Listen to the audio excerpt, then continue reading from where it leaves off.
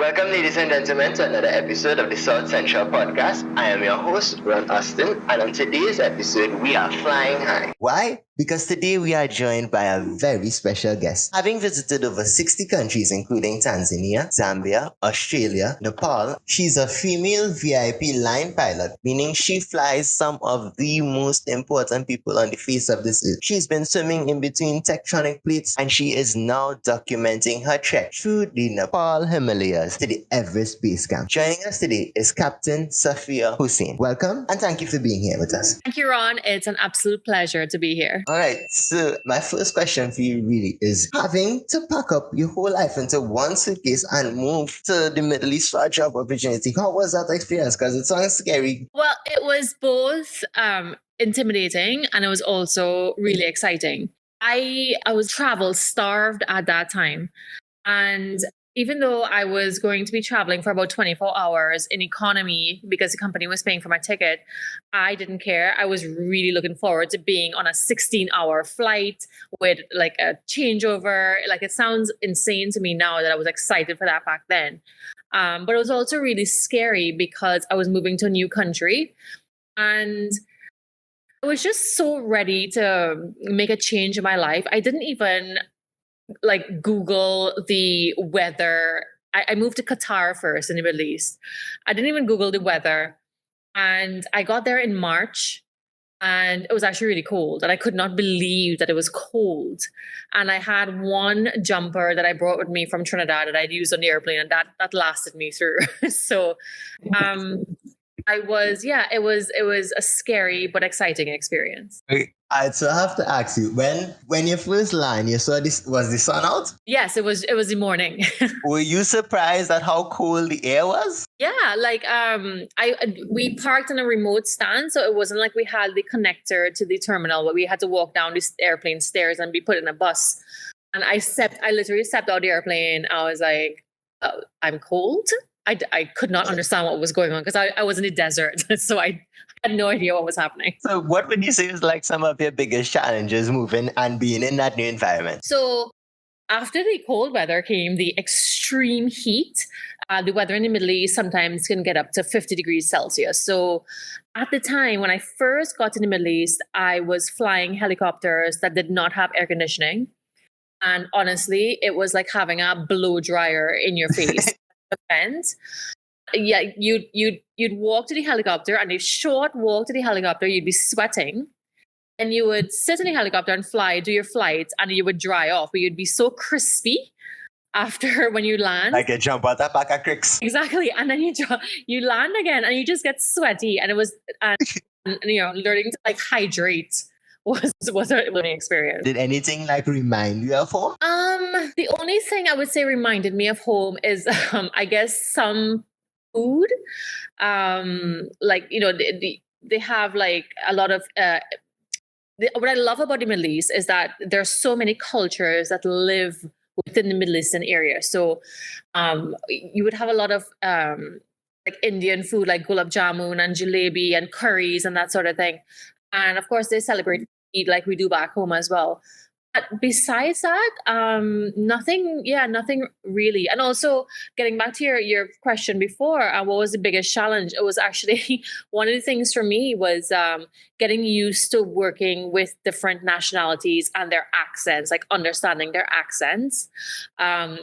I just had to deal with Trinis and some people from South America. So I picked up that. But when you have to deal with Australian, New Zealand, Indian, American, it took a while for me to tune my ears to understand them. And did you have to tune your speech as well for them to be able to understand you? Yeah.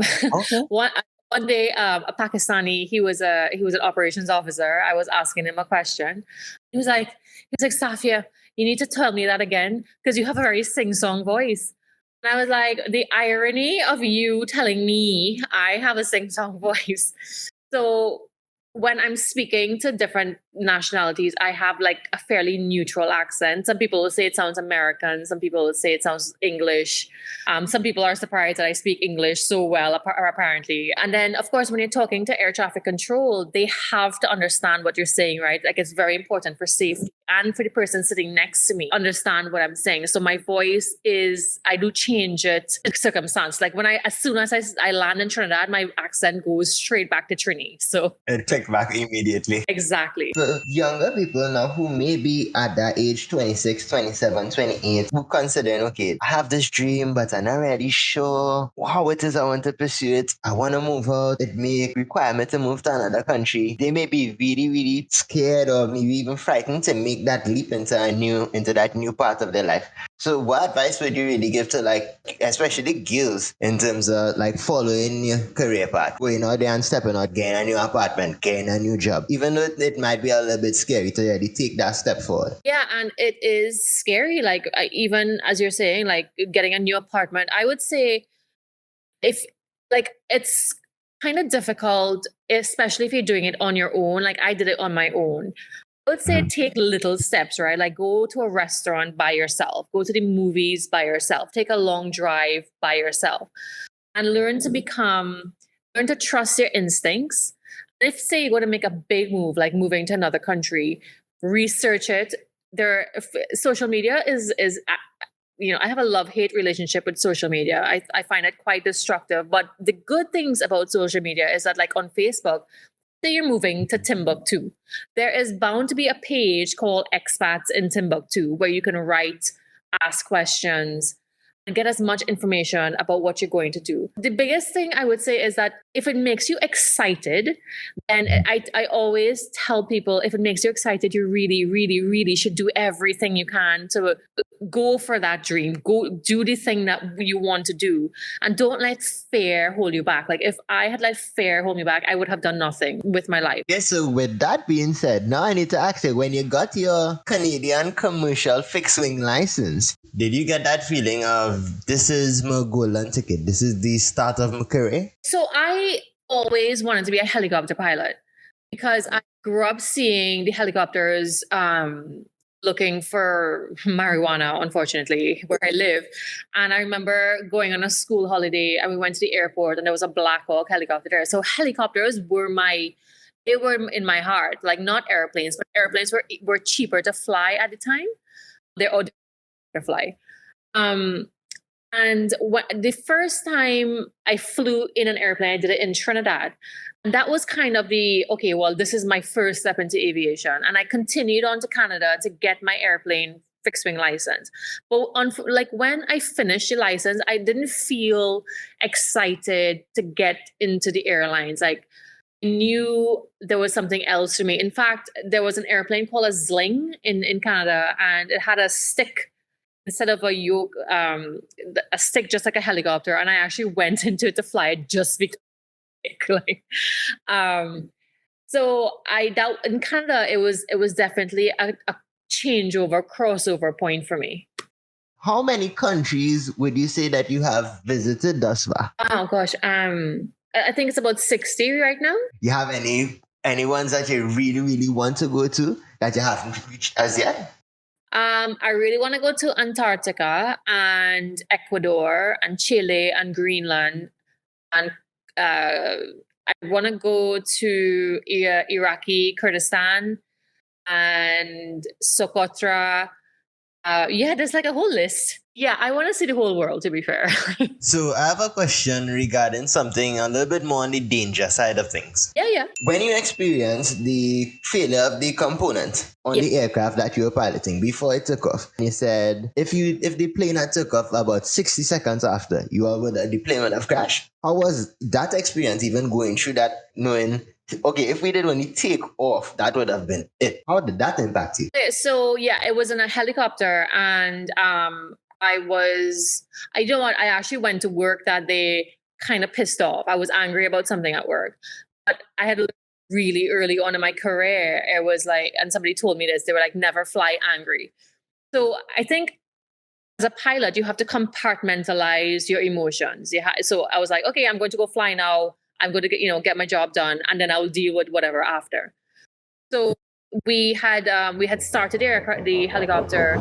We loaded our passengers. We were literally reading through the checklist to taxi, and then take off. And it would have taken about a minute. And when it happened, we didn't know what was happening. We heard a loud explosion and we saw things flying past the cockpit. Still no idea. But you don't have time to be scared or upset or any. When things happen in the cockpit or when things happen to your aircraft, your priority, and it's drilled into you as from day one, is to fly the aircraft. And we weren't flying, but we had to secure the aircraft as much as we could. So the first thing to do was shut the aircraft down. So I reached across and I switched both engines off. The other pilot dealt with the rotor and that kind of thing. And there was nothing else we could do but stay inside because there was so much debris around us. And that's how we dealt with it. That was the initial dealing. So you had to just wait and for them to deal with the explosion and take care of the fire. What was going through your mind during that process while you was waiting? Were you frightened for any of the crew, any of the passengers on the plane? Did you have any communication with what was going on? Oh, so we had no communication. It was my pilot and the passengers. And what we did, so we waited for the rotors to stop turning because and we didn't know what was happening, right? So you don't want to escape. While we were inside, we were safe. We were alive. There was no fire coming through. We didn't even know it was on fire. So we stayed inside until the debris stopped, till it all came, onto the ground. And because if we had escaped, it would have hit us. We stayed inside the helicopter, and when the rotors stopped turning, thankfully, by the grace of God, we were right in front of the maintenance hangar. So our engineers saw what was happening. So they actually came out while we were inside the helicopter and they fought the fire. And when it was safe, they let our passengers out. And it's only when I opened my door and I walked to the other side of the helicopter, I saw what was happening. And it's only then, I didn't have an emotional reaction. I just had wow, okay, that happened. I couldn't believe it. I was in disbelief. And because you're taught to you can't start crying in the middle of an emergency, right? That's just, you can't do it because you will be of no help to anybody. It actually took Captain start crying, things bad. Yeah, exactly. So it took a few days to process what had actually happened. And because the mentality, I can't speak for the airline side, but for helicopters, the mentality is you have to man up and get on with it. So the first thing to do was you have to get back in the cockpit. There's no counseling. Nobody offers you any sort of counseling situation. A lot of pilots came over to my crew house the next day to offer support, but there's no professional counseling even offered. So do you think that is something that should be offered? Well, absolutely, because you have to acknowledge that you almost died, and you should be given some professional counseling, because it took me a long time to be able to sleep through the night. It was really traumatic. It was a really traumatic experience. And then the next time I flew in a helicopter, I was like, any little vibration, any sound, I was ready. I was just operating on a heightened sense of response. If it is that the aircraft does go down in the field, how is it recovered? So I am a maintenance test pilot as well. So if an aircraft goes on the field, you basically fly another helicopter to it. You take engineers with you and support staff, and they will, if they can fix it in the field, it's done, or they fix it enough for people like me, like the maintenance test pilots, to fly it back to base where it can be fixed properly. If it can't be fixed, it's either another helicopter will come and sling it and take it somewhere, or it's put on a truck, or that. Yeah, that's how they recover it. Test pilot on the AW139 helicopter, right? Yeah. And an examiner as well, yeah. Okay, was that scary? Because here when you're doing test flights, you automatically think, well, okay, if something goes wrong, I am the person to identify faults in the machine and report it back to, the engineers. But was it scary being in the helicopter, piloting it, knowing that, it's a test flight? Yeah, I mean, it is. because you're the first person when it comes out of maintenance to fly it. So what it means is that you have to have a more in-depth knowledge of the aircraft. You can't just know, well, if this happens, BCDE is next steps I must take. You have to kind of know why it's happened and if there might be a follow-on reaction to what is happening. And yeah, if you're not, sometimes there's a lot of fight between pilots and engineers, but you just have to stand your ground if you're not happy with something. And so you have been like to all different parts of the world, okay? Yeah. Right. So I read that you have been, and this is actually something I really wanted to do as well. It's kind of something on my bucket list. How was skydiving in Australia? Okay, so my husband, he was my boyfriend at the time. He is a skydiver, and he had gone to Australia to do a course. And I lived in Qatar at the time. I was like, okay, well, I'll come meet you. So that was like another 17-hour flight. So when I actually got to Australia, I was really jet lagged. And I wanted to go skydiving. So he arranged for me to go skydiving. And when I was in the aircraft and I was going, we were flying to altitude, he was like, are you okay? Are you okay? And I'm like, yeah. Because I was just sitting there kind of staring into space because I was so tired, right? Like he expected me to be scared, or I was just sitting there going, this is nice. Oh, wow. Okay. And even when it was my turn, because we sat on the edge of the airplane and with your feet dangling out, I was just kind of in a zone by myself going, oh, this is so pretty. Oh my goodness. This is cool. Yeah. I'm just dangling out of the side of a helicopter. This is cool. Exactly. So it was just, to me, it was just all right, here we go. And I was like, oh, look, the view is so pretty. And that was my first experience, because I had, it was a tandem. So I had an instructor, obviously he knew what he was doing. I was like, whatever, you do your thing. I'm just going to enjoy the view. And then I was like, well, I want to do solo skydiving, like my husband does. So I was, I went and I did a few drops, a few dives, skydiving. So I did the first two, and to get into a stable position when you're free falling, before the parachute has been deployed, it's called the banana. Right. And for some reason, my body just does not do the banana very well. It was just this hurts my back. So, and then my third solo skydive, the instructor. So obviously, you're falling through the air. You have to trust the person who's instructing you. So she would be right in front of me. She wasn't attached to me anymore, but she would be right in front of me, right? And I was jumping out of the airplane with her. But she had to go and do something, and she passed me off to somebody else. And I didn't know that person, and I wasn't comfortable with them. And I hesitated when I jumped from the airplane, and it was the worst thing you could do, because I was not in the position that I should have been to get into the banana. I kind of tumbled out the airplane, which is really bad. And I eventually, got into the position where I could pull my chute. And that ruined it for me. That was the last time I skydived. And I really resented my instructor for doing that to me. But, it's probably a good thing. You tumble out of a helicopter while skydiving? Of an airplane. How does one even process thoughts on the way down? You don't. To get into the banana. You don't. You're just going to go, it's just kind of oh dear, oh dear. Banana or die. Yeah, exactly. Banana. Exactly. Forget that. Yeah, exactly. While solo skydiving, do you have a backup parachute, or is there only one attached to you? So if you get to a certain altitude and let's say I was still tumbling and I reach 1,000 feet, right? The parachute automatically deploy. And there is a backup parachute, just because there's so much that can go wrong when you're doing it by yourself. And when you're learning, you can have tangled lines, and so you can cut away your main chute, and there is a backup parachute. Because I heard about some people passing out just off the chest. Or were you accustomed already with being at the altitude where it was really scary and you had to focus in the moment to get into the banana position? You feel any kind of consciousness slipping away at all? No.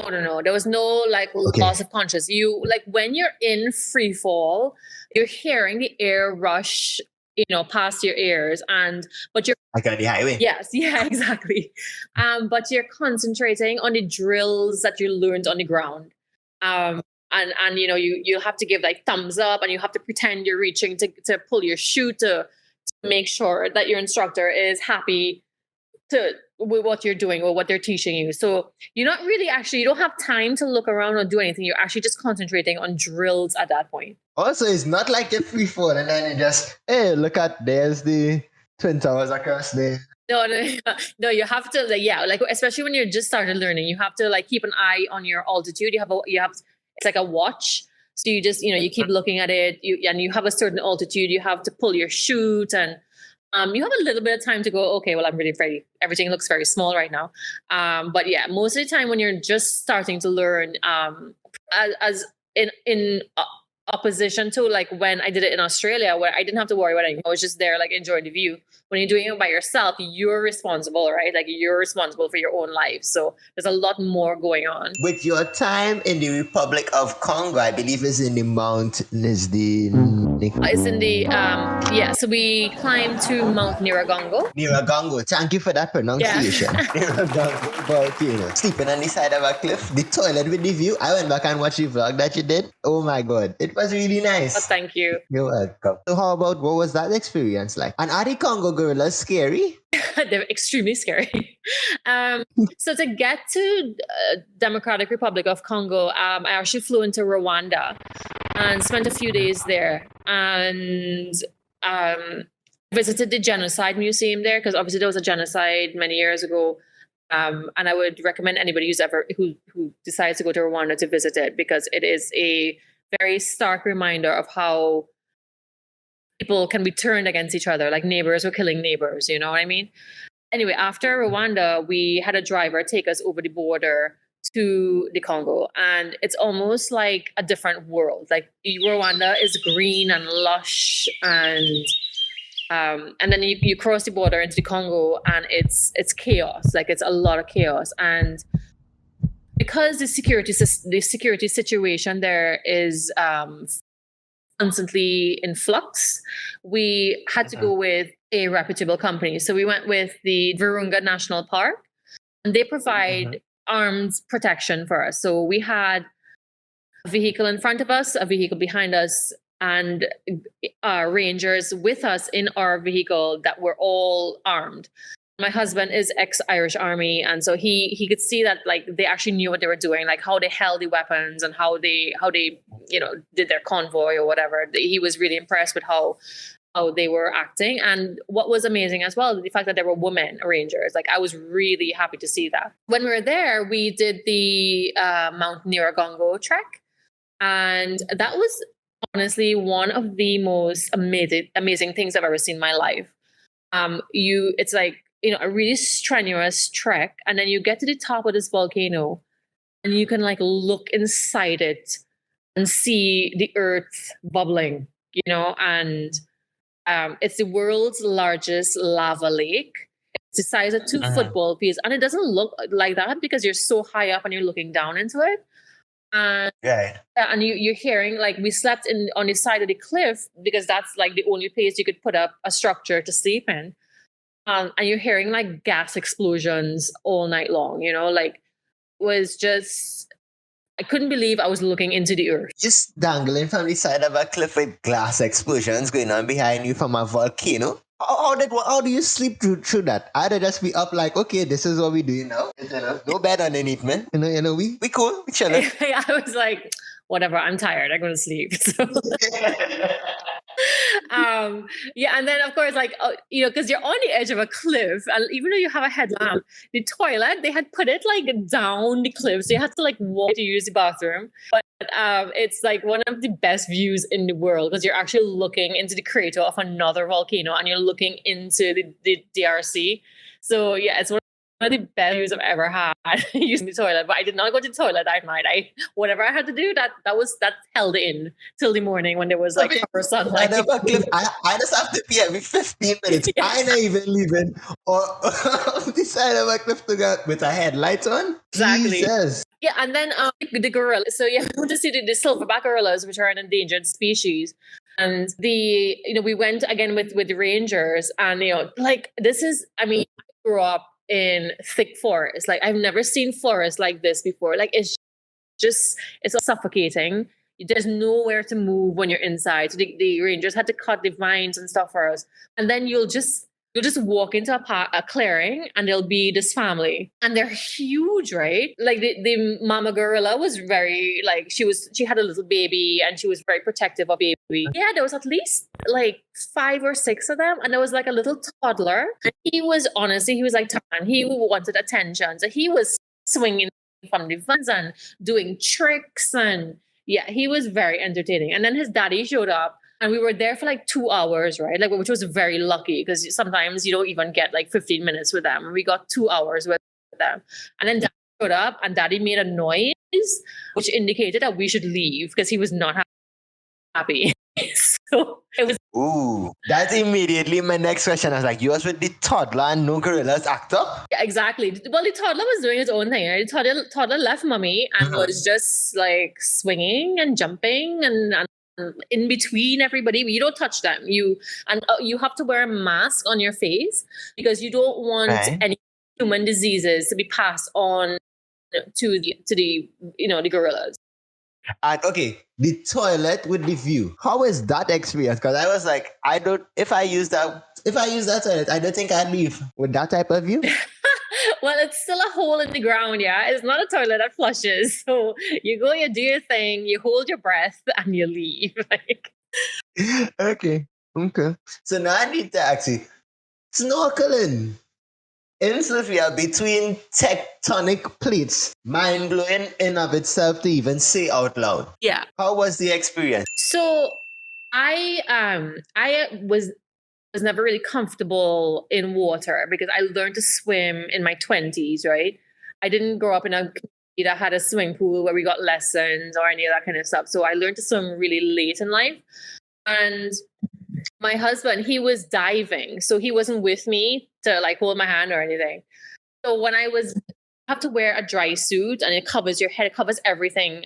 You're wearing goggles and the only thing that is exposed are your cheeks and a little bit of your forehead. And like when I was stepping into the water, I was really just kind of like, oh gosh, this is like kind of scary. It's so cold. Do I really want to do this? I could just leave. And I always have these thoughts, even when I'm hiking, like the first 20 minutes into a hike, I'm like, what am I doing? This is very hard. Like, I hate this. But like, I always push past it. I push in the water. And when the water hits your face, it's just like no experience. It's like 1,000 needles. Right? But it's so cold that it numbs it almost immediately. The water is so pure that it doesn't actually sustain any life. So the ridge that is between the plates is just, the water is so clear because there's no fish, there's no life, there's no plants, there's nothing. But you see like reflections in the water and the clarity is just unreal. But it was actually so cold. When I got out, it's the opposite of Marcus Waters. Well, I'm not saying anything. It's fine. When I got out of the water, a little piece of my hair had escaped from the dry suit, and I was just like playing with my hair, and my hair broke off in my hand. So that's how cold it was. It freezes your hair in. Oh my goodness! Yeah. And a snap. Yeah. Did you get to dive down? Because I was seeing they did like some front flips where you could dive down into the ridge. And just dive like a couple of feet and just see like all the rocks and everything, or the buoyancy of the wetsuit spring you right back up. Yeah, I wasn't going to try any of that. I stayed next to the guide and I was like, yeah, I'm just going to snorkel. My husband, he'd actually dived with a proper tank and everything. I was like, I'm just going to do the surface and that is it.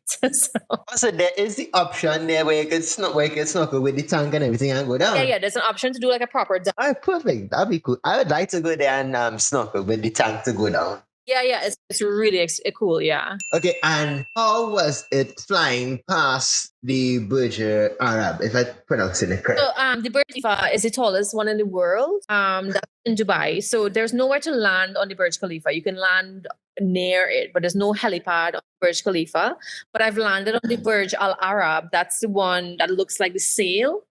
That was like, you fly past it 100 times, like you just get used to it. But I was very few pilots who actually got to land on the Burj Al Arab, and I had the queen of a country in the back that I was landing with. That was a really, really cool experience because when I was in Trinidad, used to watch documentaries of it being built, right? And I told myself I really wanted to see it in real life one day. And that was just like a full circle moment. Because I had taken my mom when she came to visit me in UAE, I had taken her for afternoon tea inside the restaurant, but I hadn't landed yet on the top. So when I landed, it was just like, this is pretty cool. In comparison to flying past, was as the building get closer, then you'd be like, oh, this is really, really big. Like a lot bigger than just flying past that you see it. Was it any different? No, because when we fly past it, we fly pretty close. So I had landed on buildings before. So the building itself didn't intimidate me. When you're landing, you're just kind of going, you're thinking about, you're not thinking about how big the building is. You're thinking about what can I do if I have a problem? Where can I fly away to? You're thinking about where is the wind coming from, the turbulence, and the exact landing area. You're not really like, you don't really care about the actual building. But when I was there, I was like, that's pretty cool. Like it was high up and, I could see what I had seen on TV before I was actually there. So it was like a full circle moment. They're like, I remember looking at this and now look, I'm flying right next to it. Exactly, yeah. Is it possible to ask how it was meeting Prince Charles? Yeah, that's fine. You want to talk about that now? Yeah, if I may. So there's a certain client that I flew. He was a certain sheikh. He is a lovely person. Like if you fly with him, if you're his pilot, he will always make sure you have somewhere to rest, or he will bring you into the function that he's going to. And you always make sure you have food and somewhere to like just chill or wait for him. That day there was a huge function in one of the other Emirates, and he was like, you can come in. So I went into the function, and I was standing on the aisle. And at the end of the function, Prince Charles was walking past with the president of the country, who was my boss, right? Like, Prince Charles looks over to me and he's like, "Oh, myself and another pilot were there in uniform." He was like, "Oh, it's the helicopter pilots," because both of his kids are helicopter pilots, Prince William and Prince Harry. So for a second, I was like, "Oh, should I do it? Should I do it?" So I just stuck my hand out, to shake his hand, and he was nice enough to come over and shake my hand. I didn't look like a fool just standing there with my hand extended. So it was really nice. Bro, you shake hands with Prince Charles? Yeah, that's so cool. Okay, so now I have to ask, because this one kind of near to my heart because I love the movie. Was it meeting Robert De Niro? Okay, so the same client who brought me in, and where I met the same sheikh. Like you get a call, like ever so often you get a call going, "Come to the palace," and I wanted to meet somebody. So we go to the palace, and there's Robert De Niro, and he was married at the time, and his lovely wife. You just like sat around having lunch with Robert De Niro. It's it wasn't just like a meet and shake, like you sit down and have lunch. It's like a huge production, and we sat at the same table he was at, and it's surreal. Like in the moment, you're not going, oh my god, you just got. I will have to hold myself back so much from starting to quote his movies. Right? If I'm on this, oh my goodness, that's so cool. And by the way, thank you for bringing up that you are Trinidadian when Russell Peters called you up off of my chair. Like, yes, Trinidad in the building. Identify, we from Trinidad. Exactly. And then he goes, "Have you looked in the mirror? Are you sure Indian?" Stop. I was laughing the entire time. I saw your face and I was like, Yeah, it was. I will never sit in the front row of a comedy show ever again. That's all I'm saying. Okay.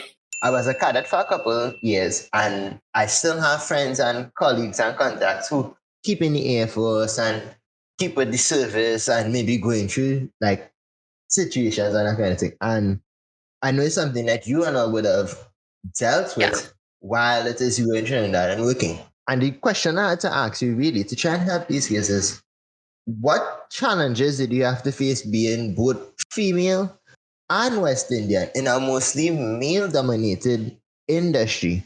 And what advice you could give to younger girls who may be experiencing similar situations? Right. So a lot of people think that when I talk about discrimination, that it actually it happens in the Middle East.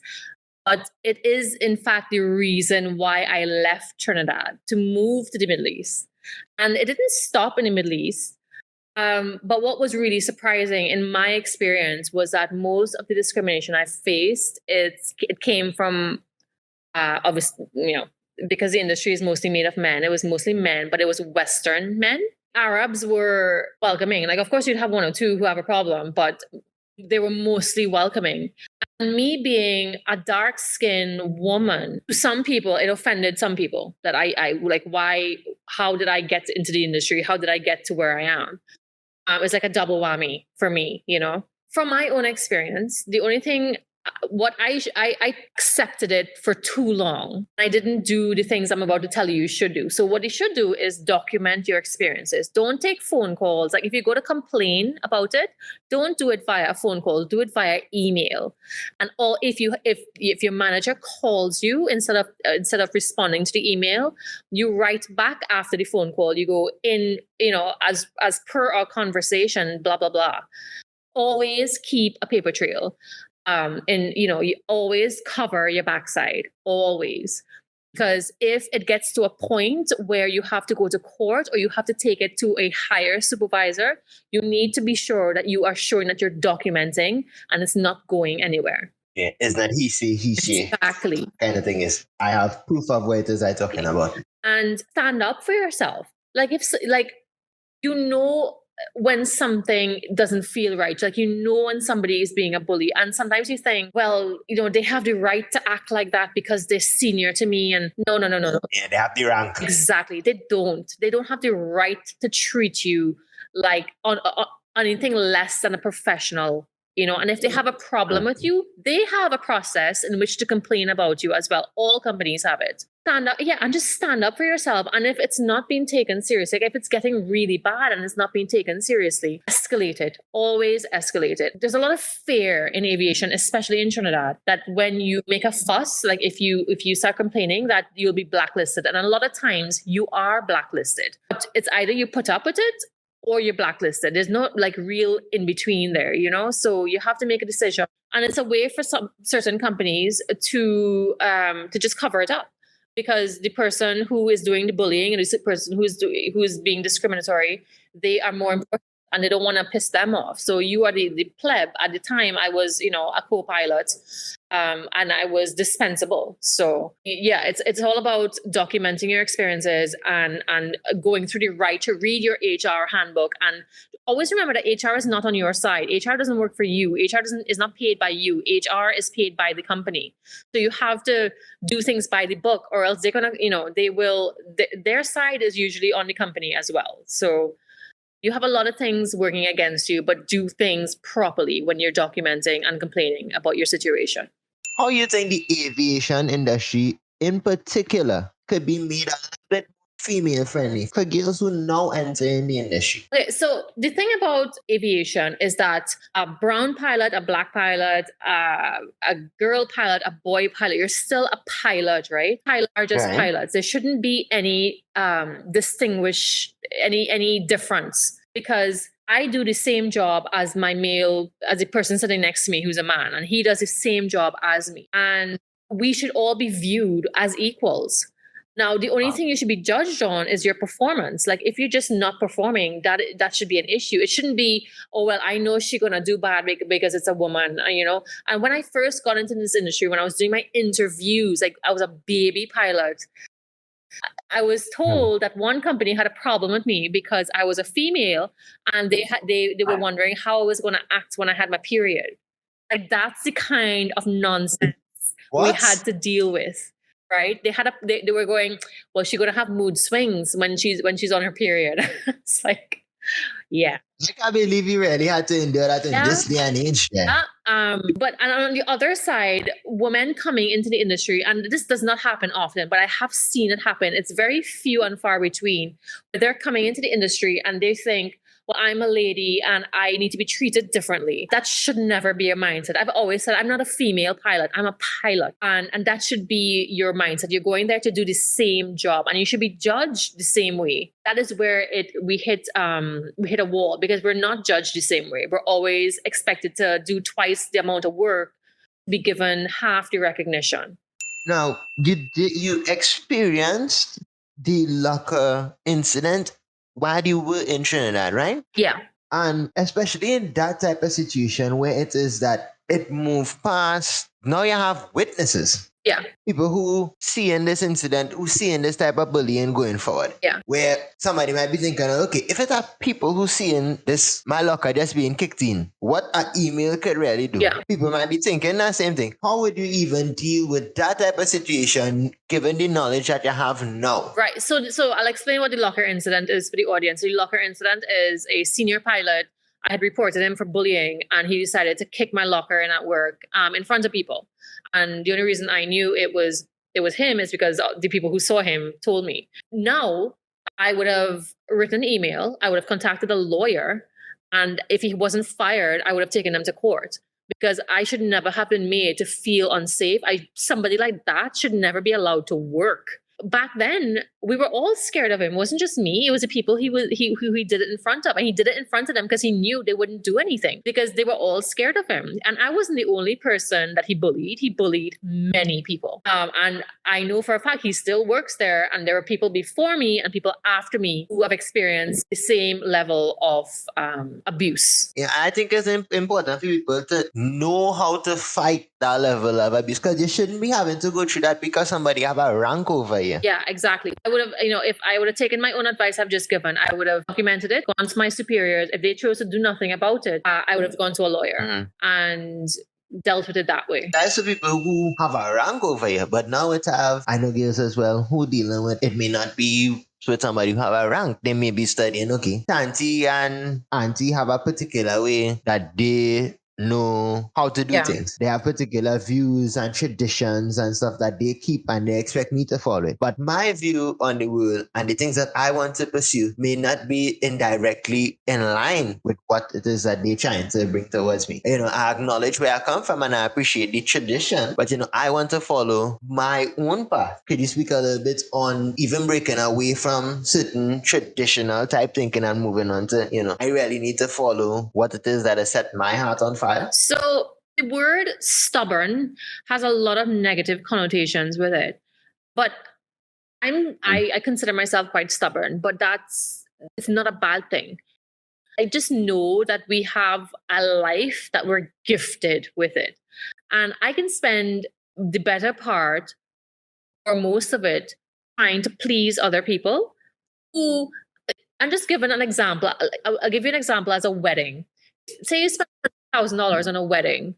Well, somebody will complain about the food, somebody will complain about the drinks, somebody will complain about the dress, about the decorations. You cannot please everybody. If you were happy with the wedding and it's your wedding and you were happy and you enjoyed yourself, that is the only thing that matters. It doesn't matter if you try to please people, they will always have something negative to say. You have to sometimes, and it's considered selfish in society, it's considered selfish to forge your own path. All I can say, the only advice I can give is to be kind and respectful in dealing with, especially with family members, if you are going to reject their version for your future. Because remember, it might be that they were only given that version. It's the only path that they know because they were not given other opportunities, or they can't see past what they want for your future. So to be kind and do as much explaining as you can. And if they still,